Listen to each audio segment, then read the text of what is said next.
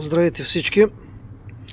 Представям ви ето този средно голям нож за дране, Skinner Knife. Значи, първоначално ножа беше поръчан като малко скинърче, като тези, които бях публикувал в по-ранните постове в форума. Но така се случи, че парчето метал, което остана, беше така доста по-голямо реално от модела и значи, реално той беше замислен да стане някъде от 13 до 15 см обща дължина, значи целият нож, дръжката и клина. Но предвид дължината на това парче, което беше останало, се изкуших да експериментирам, защото то беше някакси такова, че нито да го срежеш за по-малко, нито пък и по-голям нож не ставаше да се направи от него и затова реших да променя първоначалния замисъл и се получи ето това приятно скинърче.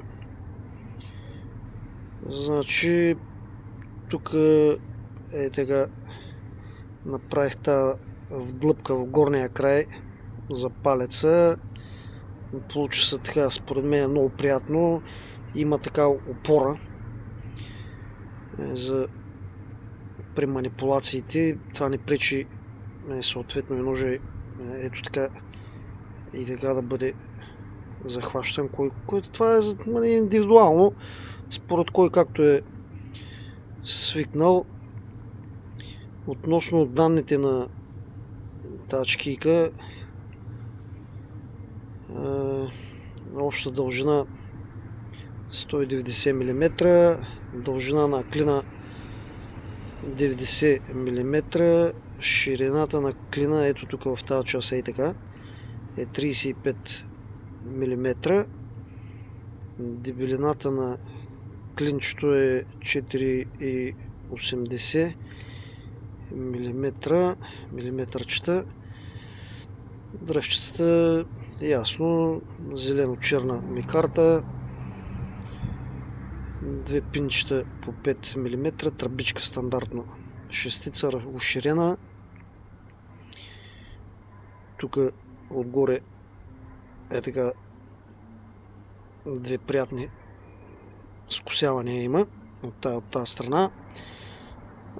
Просто по-скоро за декорация. Това даже дори не е и false edge, така наречения лъжливото острие, чисто декоративна функция.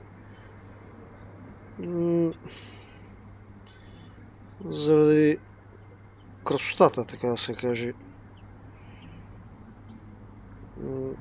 Друго, вдлъбнат скос, вторичен такъв. Стоманата, да не забравим, понеже като изреждам в клиповете данните и постоянно забравям да кажа коя е стоманата, X12 VF Wolfram Vanadi, инструментална легирана, като основните легиращи компоненти са Wolfram Vanadi, 2,38 въглерод, 11,5-12 хром. Симпатично стана, не вярвам да е под 60 единици, защото последният такъв, който го правих, пак така с подобна дължина, ми го върнаха от замерването там в цеха, който го давам, 59-60 единици. И друго, тук малък прорез, дори касото се забелязва, съм направил. Общо взето това е.